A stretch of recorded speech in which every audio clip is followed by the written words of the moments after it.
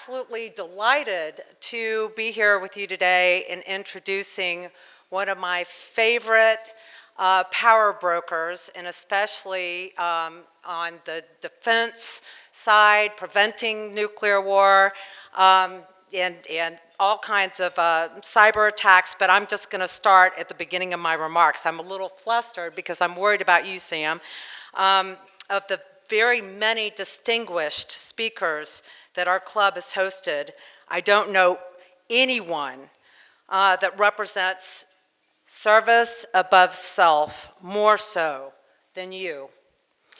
He has been called one of the most consequential senators of the 20th century, and his influence on Georgia, the United States, and the world is immeasurable.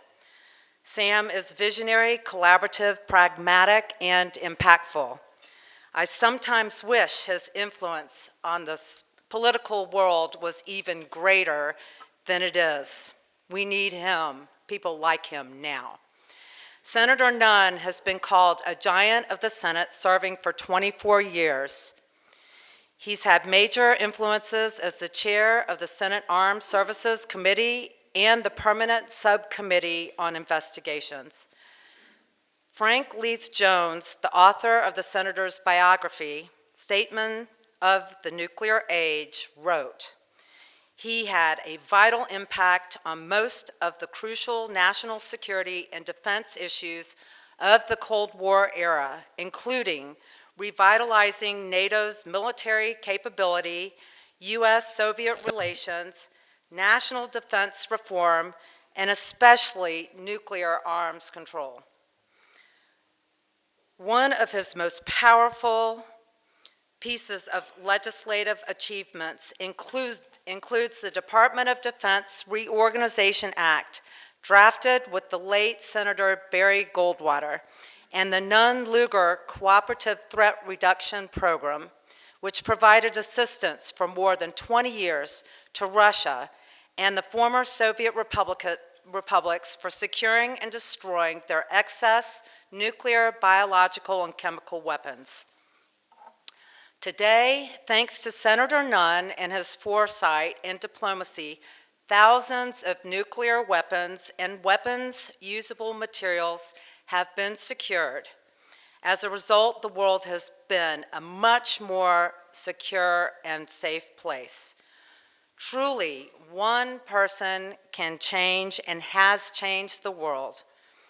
This was multiplied when he teamed up with my father, Ted Turner, to co-found the Nuclear Threat Initiative, a nonpartisan nonprofit which for 20 years has worked to build a world safe from preventable global catastrophes by driving systems solutions to nuclear and biological threats.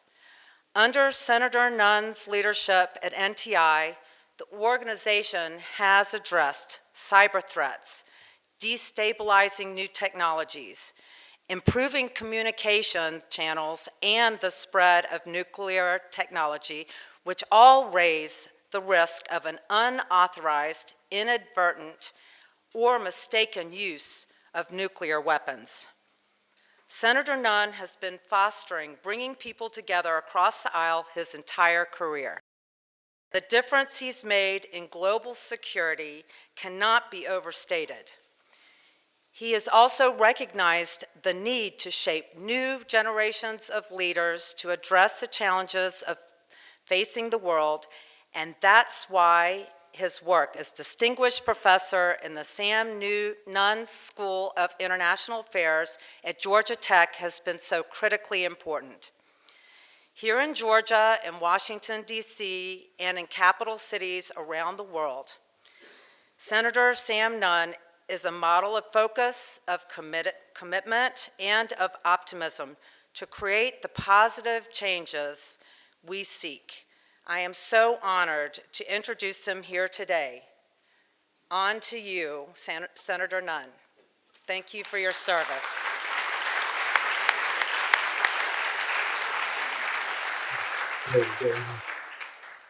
Thanks so much, Laura, for that introduction, and thank you for your tremendous leadership in Atlanta and indeed in our nation, and for your service on the NTI board.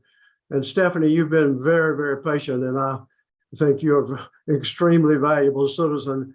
Your leadership with one of the outstanding clubs in America speaks for itself, but you've been so patient in trying to deal with what I hope is a very temporary COVID problem with very few symptoms. But nevertheless, we all have to be careful these days, as we know. And Laura, your dad, of course, has enabled me to continue the work I spent so much time on in the United States Senate for the last 20 years with his vision and his generosity. So thanks to him and your whole family. I want to just kick off the discussion by making a few points and then look forward to your questions as well as your observations. First point is that Russia's invasion of Ukraine is a lose, lose, lose for everybody. Devastating for Ukraine and its brave citizens who've suffered greatly and will continue to suffer. And when all of this is over, the country is going to have to be rebuilt. It's been destabilizing to all of Europe and indeed to the world.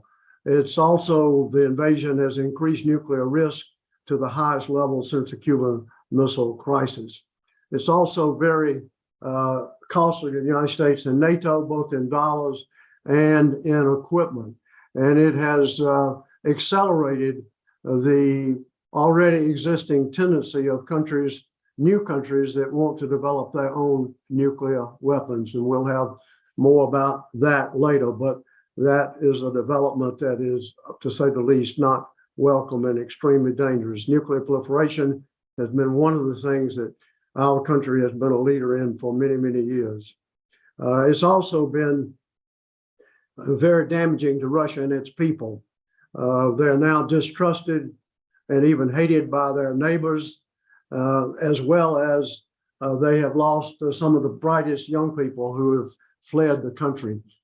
My second point is that President Putin has made a number of profound misjudgments in Russia's invasion. He misjudged the leadership of Ukraine very badly. He misjudged the courage of its military, and he misjudged the tremendous fortitude of its citizens. He misjudged the very strong reaction of US and NATO in supplying billions of dollars of military equipment and extremely valuable military battlefield intelligence. He misjudged the continued US, NATO, European support for Ukraine in spite of his reckless nuclear threats and implicit threats and his rhetoric. He misjudged Chinese President Xi's recent strong negative public reaction to his threats of nuclear use. And probably, I'm guessing here, there probably were delivered even stronger private Chinese messages. This was an enormously important development very recently. And he misjudged Russian military leaders. He misjudged their flawed decision-making, their logistical mismanagement, as well as the very poor morale of Russian troops who find themselves fighting their neighbors for reasons they don't even begin to understand. My third point, President Biden has confronted a tough set of issues. And so far, I think he's played it very well, with sound advice from top officials and military leaders, as well as the support of most of Congress most of the time. His challenges continue and include helping Ukraine with major military equipment and intelligence, and certainly critical humanitarian support. Leading the NATO alliance and holding together our European allies in supporting Ukraine in its quest to maintain its sovereignty. It also includes helping Europe with critical energy shortages brought about by the dependence on Russia. He has also, I think, done a particularly good job in working hard to persuade China and India to put pressure on Putin, and particularly to send a strong message that the nuclear rhetoric and threats have to stop. And that's happened very recently. He's made it clear to President Putin and Russian leadership the devastating consequences to Russia if they use nuclear or other weapons of mass destruction against Ukraine. Most of this There's certainly guesswork on my part because there have been confidential conversations, but I know that those conversations have occurred. And he's helped prevent the direct military clash of US and NATO forces with Russian military forces, or most importantly, we have so far prevented Russian strikes on NATO territory, which could lead to escalation and even lead to nuclear war. My fourth point is that key leaders in this conflict will face very difficult winter and spring decisions in the immediate future, and decisions that have to be made as the brutal attacks on Ukraine continue and the Ukrainian military continues its miraculous gains on the ground. Let's just consider for a moment Putin and his decisions. Will he and the Russian military recognize that while Russia can destroy Ukraine, it cannot own it or peacefully occupy it? Can Putin find a way to back away from the conflict and the occupation without losing his job or his head, so to speak? Will he scapegoat Russian military leaders before they publicly challenge his own decision-making, both of which have been very flawed? Consider also President Zelensky, a very courageous leader. Can this bold and courageous leader in wartime engineer a diplomatic settlement at the right time to end the war and the tremendous suffering of the Ukrainian people? Can he accomplish this without crippling territorial compromises, particularly Crimea, an extremely difficult question? Can he sustain the flow of millions of dollars of assistance, in fact, billions of dollars of assistance from US and Europe to maintain the amazing ground momentum of the Ukrainian military and the additional hundreds of billions of dollars that are going to be required for humanitarian relief and at some point the rebuilding of a devastated country? And consider President Biden, his challenge with working with the new Congress and our European allies. Excuse me. Will President Biden have the required political support to continue supplying Ukraine with crucial military and intelligence assistance, and then billions more for rebuilding their war-torn country? Can he create and maintain effective backdoor diplomacy at very high levels? And I mean by that quiet discussions that are not public with both Russia and China, and avoid major power nations, the major power nations' direct conflict, certainly military conflict. Together, and this has to be together, can President Biden and our NATO allies, as well as President Putin, avoid escalation leading to direct conflict, including, God forbid, possible nuclear conflict?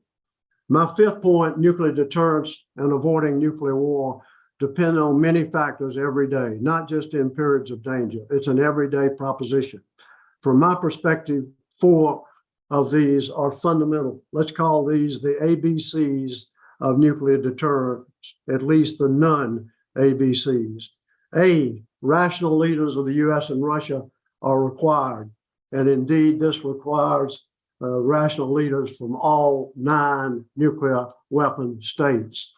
B, avoiding direct military conflict between nuclear superpowers, particularly US and Russia, who control 90% of the world's nuclear weapons and a great high percent of nuclear weapons usable material.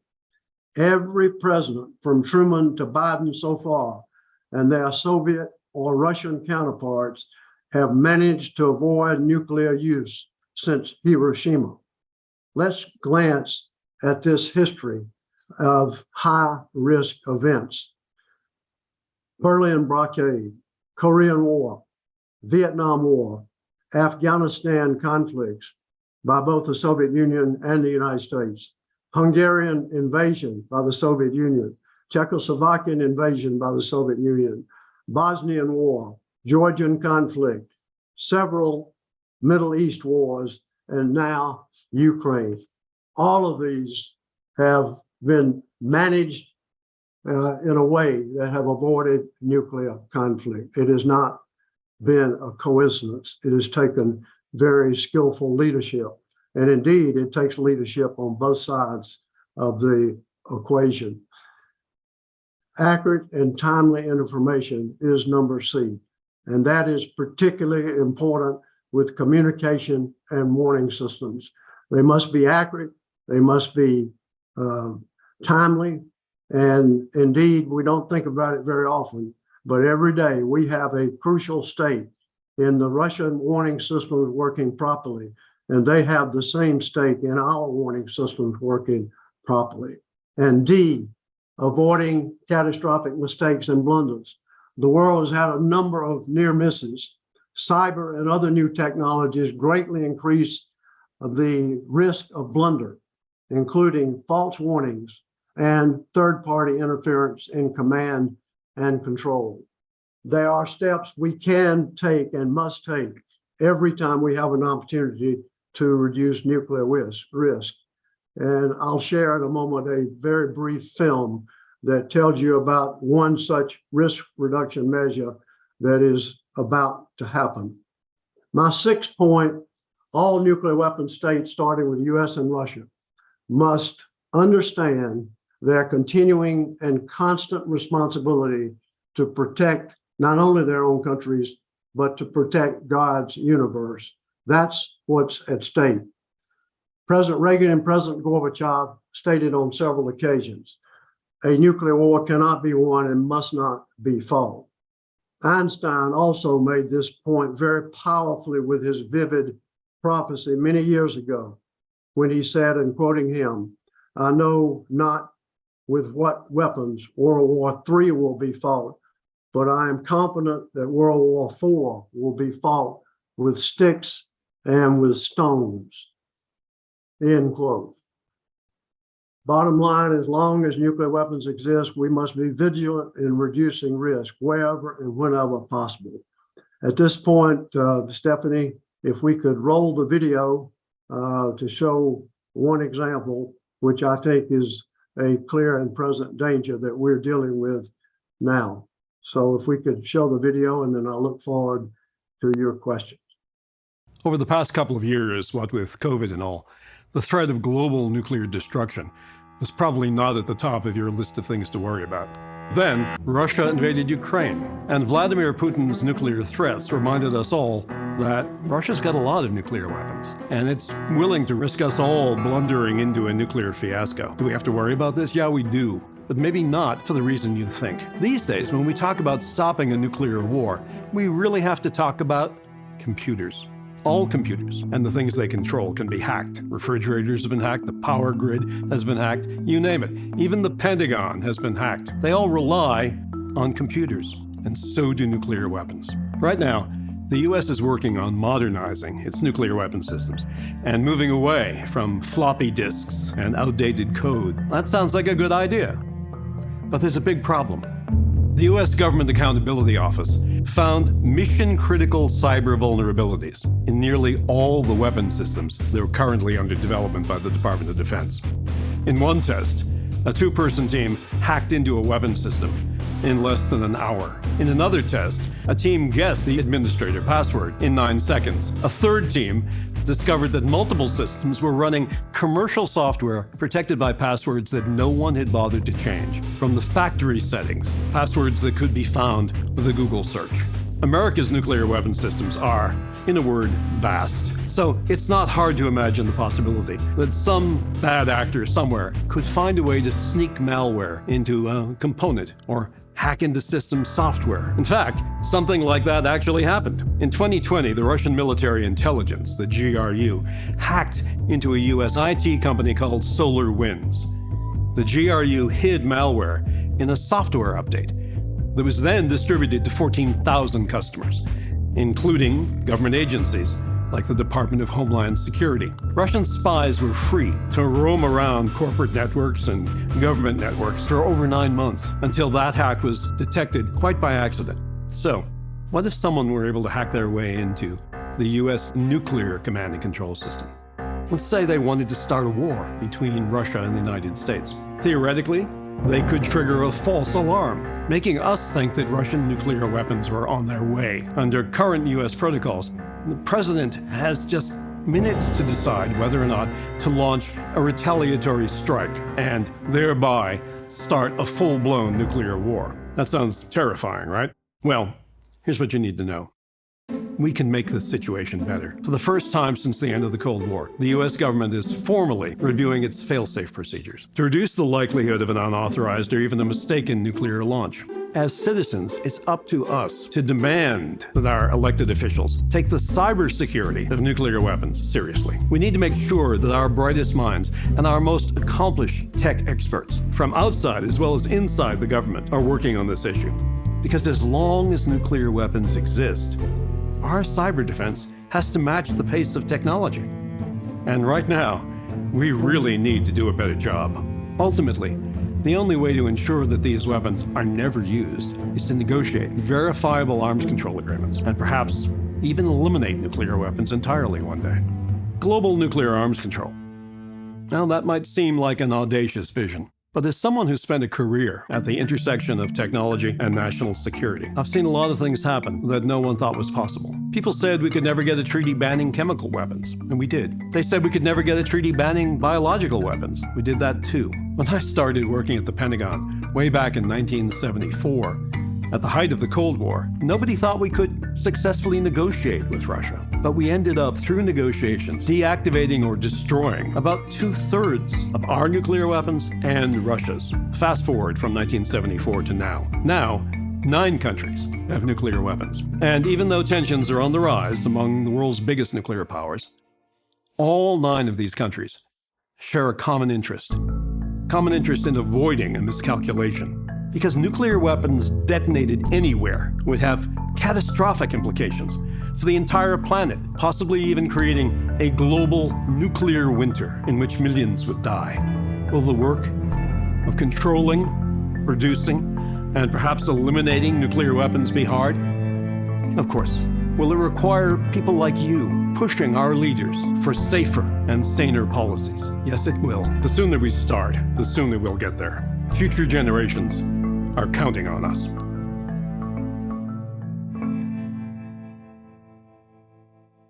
Okay, that was sobering. Senator Nunn, the room is very quiet now. And I think the first thing that I would want to ask is, I know that the Biden administration was releasing an update about its nuclear weapons program. Could you share a little bit about what the update says and what that will mean? Well, the Biden administration has not made radical changes in the existing nuclear posture. The nuclear posture statement, which comes out in every new administration, sets forth the president's priorities and so forth. And one of the things that we worked on very hard was to get this fail-safe review as part of that. So we're pleased with that. It also gets into some of the details of weapon systems. A couple of systems were canceled. One of the very large nuclear weapons in terms of megatonnage was canceled. But it is the Bible of what the Department of Defense goes by for the next several years. And so it will be changed some. Congress will have its say. Congress should have its say, and so forth. But it is a very important document. And the thing that Dick Clark referred to in the video is that both Congress, the Senate Armed Services Committee, the House Armed Services Committee, they both led the way in mandating by law a risk reduction effort. We call it fail-safe. I call it fail-safe review, which gets into all of these dangers from one end to the other. We've had a lot of close calls. We've had a lot of blunders. We've had a lot of mistakes. But this is an area where you have to reduce risk in every way possible. And in our cyber world, that becomes even more serious. So our organization, NTI, has been championing this risk reduction effort, fail-safe effort, and we will continue to monitor it. And of course, Congress will play a huge role here. So, Senator Nunn, can you talk about what the current chain of command is for the U.S. and what are the checks and balances in place for some of these scenarios? Well, we don't have enough check and balances from my point of view. We have a sole authority. The President of the United States makes the decision. Now, military leaders are charged, their duty is to follow the Commander-in-Chief. but not if they believe the order is illegal. But of course, during the middle of a tension, military leaders probably not going to think to call a New York lawyer to decide whether the president telling him to launch a nuclear weapon is legal. So the leadership of the president is enormously important. And I would assume they have a similar situation in Russia. So there are not enough checks and balances. Now, in an emergency and really real time, if there is an attack, then we don't have time to have a meeting of the cabinet, let alone meeting of the leaders of Congress. But these things ought to be done in advance. We ought to be sharing information in advance and making sure that people are able to be consulted in a very timely fashion. The main thing you need to, I think we all need to understand is the chances of an accident in the cyber world have gotten greater, not less. And one of my pet rocks for years has been increasing decision time for leaders. I think if President Putin and President Biden had 15 minutes of decisions time instead of substantially less than that, the chances of a nuclear blunder would go way down, particularly if it's a false warning. So I've always felt that we ought to call in the military and scientific leaders, the president should, and ask them to do what they can in terms of policy and technology to make the decision time as long as possible. So a president is not confronted with the awful kind of report from one of his military leaders that he has only 2 or 3 minutes to decide whether to launch his weapons or lose them because we think we're under attack. This is where this cyber review comes in. It's where fail-safe comes in. It's where creating additional safeguards come in. Sole authority is one of those that is also on the agenda of a lot of discussion. Also, the question of first use, the whole first use policy is one of those that needs to be reviewed. Again, you don't have time in emergencies to do this, but in non-emergency situations, there ought to be a very deliberate process before the United States uses nuclear weapons first. And I would hope other countries like Russia and China would also have that policy. So the video has spent a lot of time talking about the 9 superpowers that have nuclear weapons. But what about kind of non-state actors who acquire, whether it's uranium or plutonium, to create crude nuclear weaponry? How concerned do we need to be about that as well? And what are the solutions for preventing that? Stephanie, that's a very, very good question. And we've spent a whole lot of time at NTI. In fact, that's been our major thrust for 20 years is trying to prevent catastrophic nuclear terrorism. Essentially, you have to control the nuclear material. The long pole in the tent for would-be nuclear terrorists is getting the material, either highly enriched uranium or plutonium, that is required to make a nuclear weapon. For a long time, we felt that they couldn't figure out how to make a nuclear weapon, but now that technology is pretty well known. It would not be a sophisticated weapon that would fly through space on a missile. It would more likely be a truck bomb or a bomb that would go off in a port, but it could change the world, and catastrophic terrorism has to be addressed. This is one very closely with Russia over the years, and somehow or another it would take an awful lot of work, but after this Ukrainian crisis is in our rearview mirror, hopefully sooner than later, we have to work with Russia again. The two of us have 90% of all the nuclear weapons and nuclear materials. We have to work with all countries. The good news is that we had 40 countries that had nuclear weapons usable material. Only 9 had made weapons, but 40 had that material as recently as 20 years ago. We're now down to 22 countries. There's been a methodical work by our US government and our allies with Russia to try to blend down highly enriched uranium and prevent any kind of terrorist use of that weapon. Keeping nuclear weapon grade material out of the hands of terrorists is one of the most essential national security challenges we have today, and it takes cooperation. I often say it remains true, even with all the differences between Russia and China and the United States now, that we're in a race between cooperation and catastrophe. And we're not running nearly fast enough. In fact, we've been going backward recently. So I could keep asking you questions, but I know that there are some in the audience. So do we have any questions in the audience? PJ, and then David, and then RK. Just fire them off, quick. Senator, thank you for your service. I just have a quick question about your views on China and the Russia relationship. I think one of the unintended consequences of the financial and economic sanctions have been to push the dependency on Russia closer to the Chinese Communist Party.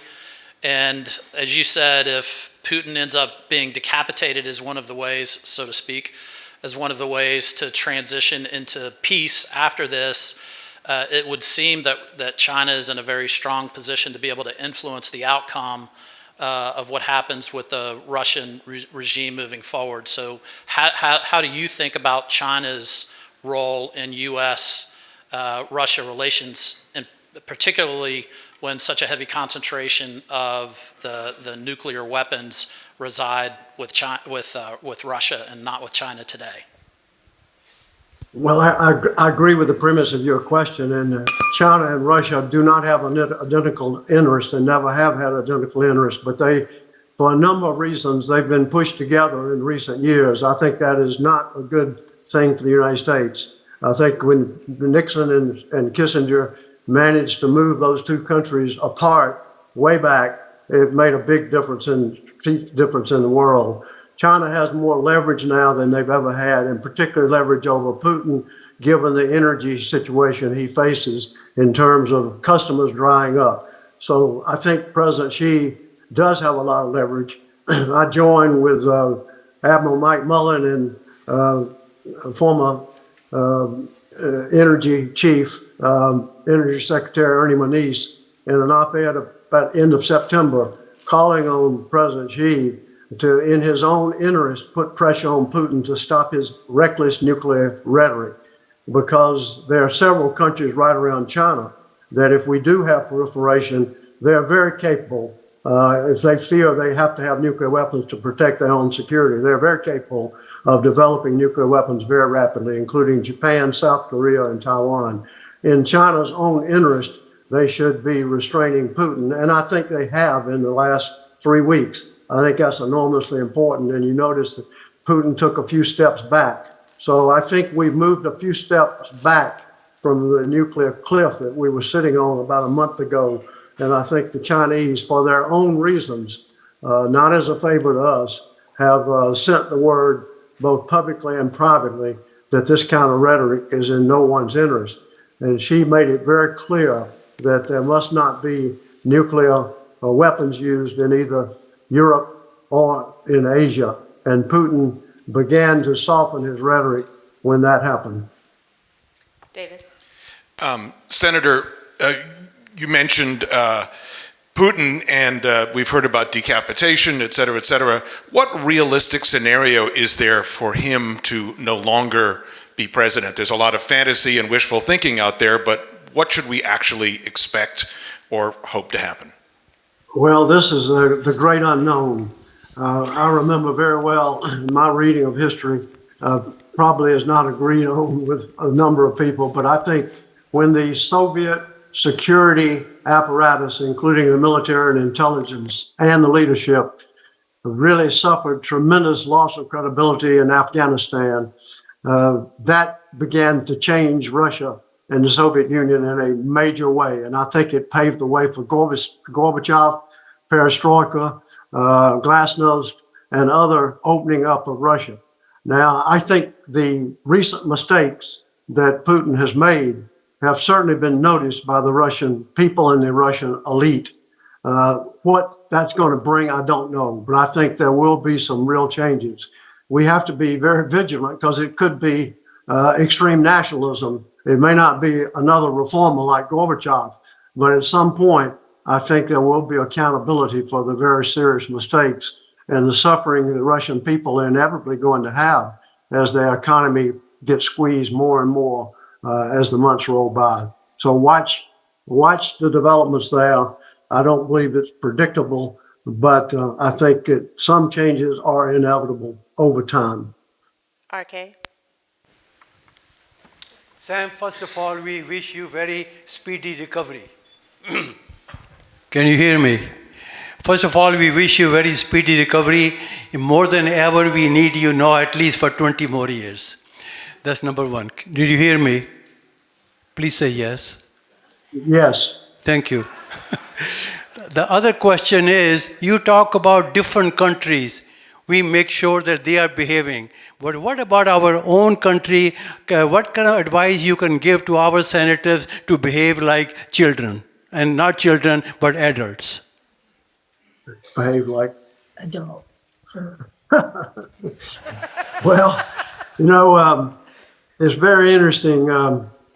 I've always believed that the Senate of the United States is a cherished institution and a fundamental pillar of our constitutional system, as well as a tremendous safeguard for democracy.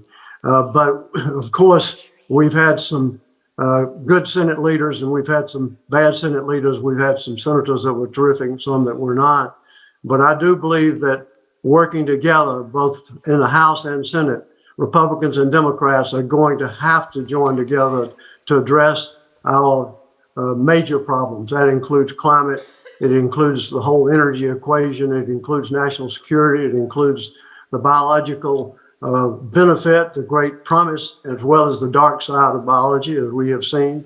We have a number of areas that are existential common interest, including with Russia and China. It's going to take people, Democrats and Republicans, working across the aisle to do that. And I hope that will begin to happen a lot more often in the Senate and in the House. Sam? Senator, thank you for your service, and we still wish you were in the Senate today. But my question is, 2 weeks ago, the New York Times had an extensive article about plutonium and the ingredients that it takes to make a bomb, making the point that the technology and all the other devices included in that instrument were pretty much available, so that the ingredient that is still in control in certain parts is plutonium, which can be moved from one device to another, so that even though we've reduced the weapons, if the plutonium is not reduced, and as I understand chemically you can't, what is the control of plutonium, not only in the U.S., but in other countries? Well, unfortunately, the plutonium stockpiles have been building up very, very substantially in certain countries. So the highly enriched uranium is much easier to work with from a terrorist point of view. Plutonium would be difficult to work with. I'm no expert on the nuclear materials subject, but it would be much more difficult according to the experts. So our focus at NTI has been primarily focused on the highly enriched uranium and trying to get that under safeguard and get it blended down to low enriched uranium, which is, of course, used to make the fuel for nuclear power plants. That's where we worked for years with Russia after the breakup of the Soviet Union. At one point, 10% of all the electricity in our country for about 5 years was coming from highly enriched uranium that came out of Soviet weapons that was blended down into low enriched uranium, made into nuclear fuel, and purchased by the United States from the former Soviet Union, including Russia, but including also Kazakhstan and Ukraine. So we have indeed worked together in the past. I know people gulp when you say you got to work together with the Russians and the Chinese, but you do. If we want our children and grandchildren to have anything like a peaceful world, we have to find ways to cooperate. Sig Hecker, who was one of the developers of the hydrogen bomb and headed Los Alamos for years, is a good friend of mine. And I've heard Sig say on a number of times that we and Russia are doomed to cooperate. And that's probably the best way I know to describe it. We have to cooperate on protecting nuclear materials. We have to cooperate on preventing the outbreak of biological weapons, which they, of course, had a lot of experience with. We have to cooperate on continuing to get rid of the chemical stockpiles. We have to cooperate on finding ways, and we haven't even started this, to have red lines on cyber, some understandings, maybe not even verifiable, but understandings that we're not going to tinker with each other's command and control, which could set off god-awful accidents or blunders, because command and control is all important. As I mentioned, communication is all important. We have no red lines on cyber now. It's the Wild West, and the cowboys and the horses are both in the saloon, and they're shooting in the ceiling, and there's dynamite in the roof. So, in cyber world, we're just starting. So we have to find ways to cooperate. We also have to stand firmly when there's naked aggression, like we've seen in Ukraine. So it's going to take both competition as well as finding ways to cooperate with both Russia and China, at least on those matters which are existential. And I would certainly include preventing the contagious disease in that category, and preventing any thought people might have of using biology as a weapon.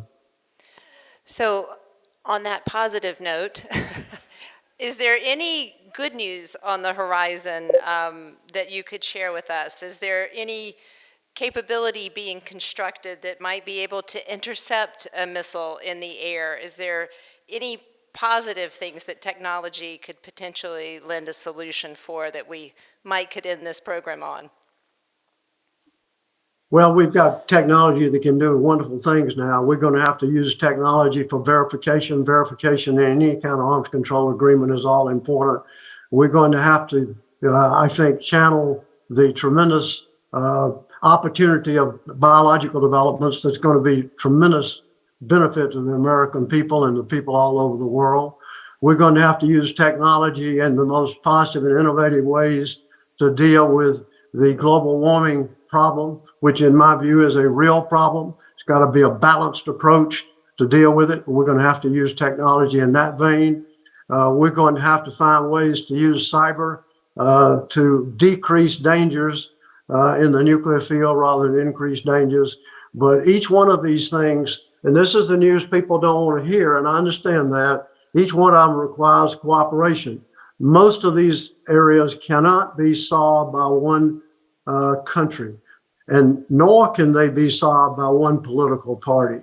So we indeed do have to find ways to cooperate. And the good news is, I think there are a lot of young people who understand that. And I think that we're going to see that in the future. We've got to increase our communication with young people, both in China and in Russia. We've got to build a different future than we're experiencing right now. So paving the way for young people to communicate is enormously important. We at NTI for the last 2-3 years have had Ukrainians and Russians and Europeans and Americans, young people meeting together. Now that's been interrupted now, but when they have a chance to get together, they talk about positive things and ways to cooperate.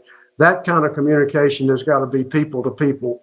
It's a mistake to believe that we're going to have some skillful diplomats going to come by and solve all these problems, or there's going to be a military solution to these tremendous problems. It's going to take people to people, citizen to citizen. Rotary Club leadership has been enormously important in this vein for many years. So all I could say is 3 cheers and step it up, because you're the kind of leaders that we need. And I would hope you would inspire young people to follow that course. Well, on that note, I hope you will join me in thanking Senator Nunn for being with us.